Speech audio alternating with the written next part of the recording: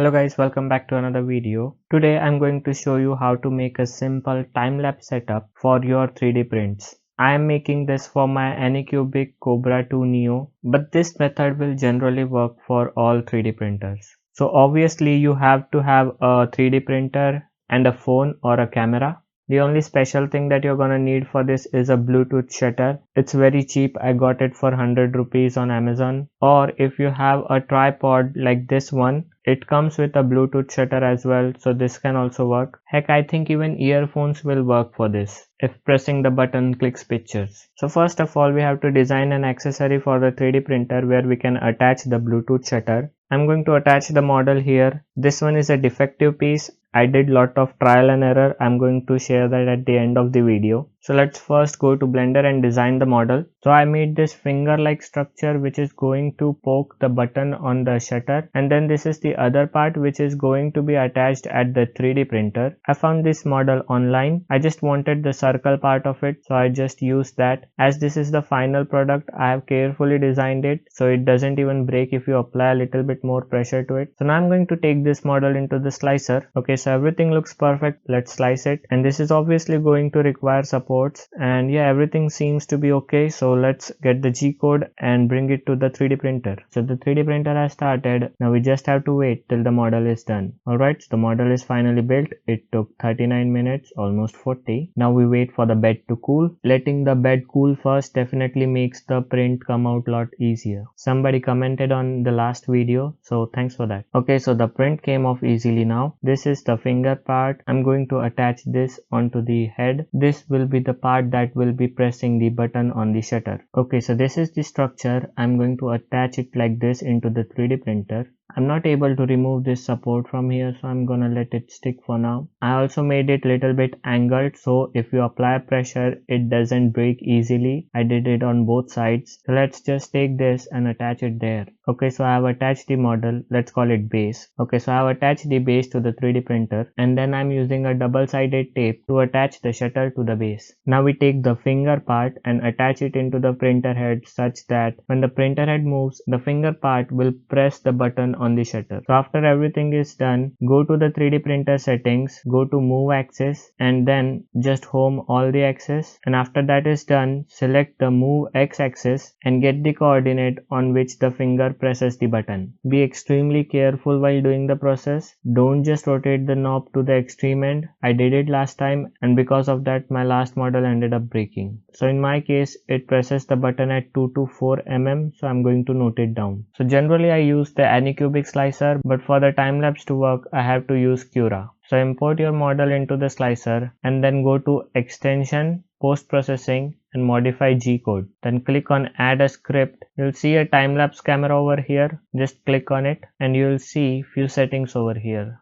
So I'm mostly going to leave everything at default. So in the park printhead X, I'm going to put 2 to 4, which I got from the 3D printer. And in the park printhead Y, which will move the Y axis, I'll put 220 for now. While we were checking for X, you can also check for Y axis as well to see what is the limit of your printer to move in the Y axis. Then I'm going to leave everything as it is. I'm going to check mark the ensure final image as well. We can close this now. By the way, as you can see here, I also have this time lapse with poke feature, which you might not have. I was not able to figure out how to make the arrangements for this. When I put the values in this one, instead of photos, my phone started taking videos. So maybe I'll figure it out later and share the result in a separate shot or something. So subscribe for that. Or maybe if you know which values to put, you could tell me that as well in the comments. But for now, I'm not using this one. You will see a sign here. So if you click on it, you can change any parameters that you want to. And now we just hit the slice button. So when you preview it, you're not gonna see any difference over here. So it shows 45 minutes here, but it's generally gonna take longer than that because we are moving the printer head in X and Y axis, and that time is not calculated here. But now we can just save this file like you do for any other prints and take it to the 3D printer. So this is how my setup is looking. I've attached my phone on the tripod, and now when I press the button, it's clicking the picture. So it's gonna work. See, it went there, it clicked the picture, and now it's coming back. So these are all the pictures that we got. Control A to select them all and bring it into your editing software. I'm going to use DaVinci Resolve and it will already arrange it in form of a video. I ended up deleting some pictures because I tumbled the camera, so make sure you don't do that. But yeah, it's already in form of a video now. I click the pictures vertically, so I should change the project settings to vertical and then you can just render it. And that's it, it's done. And this is the result. I know it's shaky because I'm dumb. Don't make mistakes like me though.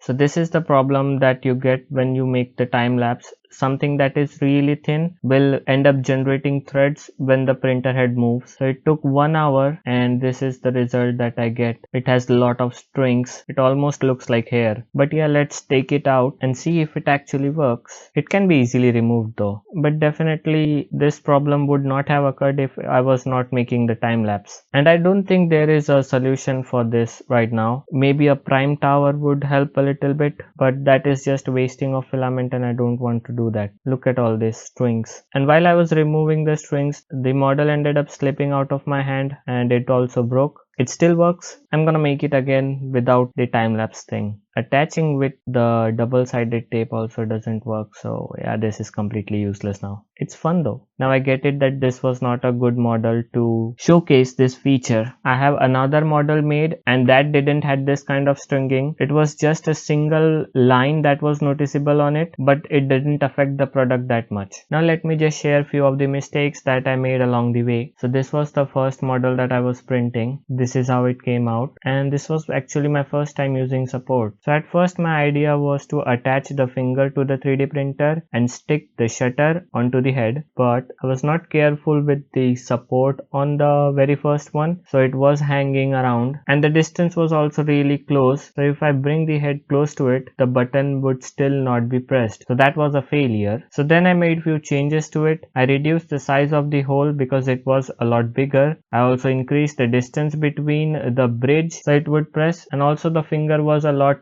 bigger than I wanted it to, so I reduced the size of it as well, and I also added a support so it wouldn't hang down. So I was pretty sure that this was going to work. So this was the second model IRL. I was going to replace this one. I will say the finishing where the supports come out of doesn't look that good, but for this kind of things it doesn't really matter. And the hole that I made a little bit shorter was also perfect. So this was the old one and this is the new one. You could clearly see the difference now, and the new one also fitted perfectly. I was eyeballing it. I didn't take any measurements for it, and when I moved the printer head it was also clicking. So I was going to stick the shutter onto the head. So when I was trying to move the x-axis after homing it, 230 is the maximum limit for it, and that was the problem. I was not able to move it further and it was not touching it. I was able to do that when the print head was free, but now I was stuck again. So I have to design a new thing now. So then I decided that I was going to stuck the base to the 3D printer and I was going to attach a little finger onto the head. And this was the initial design. It didn't have any support. I don't know why I didn't put any support on it. I did for the previous two, but I didn't do for this one. And I don't think even the supports would have saved from the stupidity that I did. So these were the new models that I printed, and this is how the setup was looking back then. It resembles my current setup. I used double-sided tape for this as well, and this also solved the problem of the vents which were getting blocked when I stuck the shutter onto the head, and the finger was also clicking it. So this was going to work, but no, my dumbass did another mistake. I ended up moving the x-axis so quickly that I ended up pushing it so far that it hit the shutter and ended up going right through it, and that shattered the 3D model. So now this one broke. So this is where I got sidetracked from the time-lapse setup and my filament was ending, so I decided to make a small keychain and then continue with the red filament so it would match the 3D printer as well. So when the filament was completely inside the pipe, I ended up shoving the red filament inside it and I was pressing it continuously so it would continue the print. And yeah, that was a success. It was a small print, only took 12 minutes and the product was good. So yeah, that is multicolor printing for ya, and this is how it looks on the key. I used permanent markers to color the top layer, and yeah, this one looks a little bit better than before. But yeah, I also made this 3D model and I also took time lapse of this, but because I was using different phone, it was not able to get a good quality image because the base was moving. The photos were really blurry. I'll still show you the result how it looks. I think this is like the gyro fidget or something. It looks really cool. It feels really good as well. So that is nice. And yeah, this was the layer that I was talking about. It was visible, but it's not affecting the model that much. But yeah, that will be it for this video. I got a little bit sidetracked towards the end of it, but that was just our personal thing. I hope you don't mind that, and I'll see you in the next one. Bye.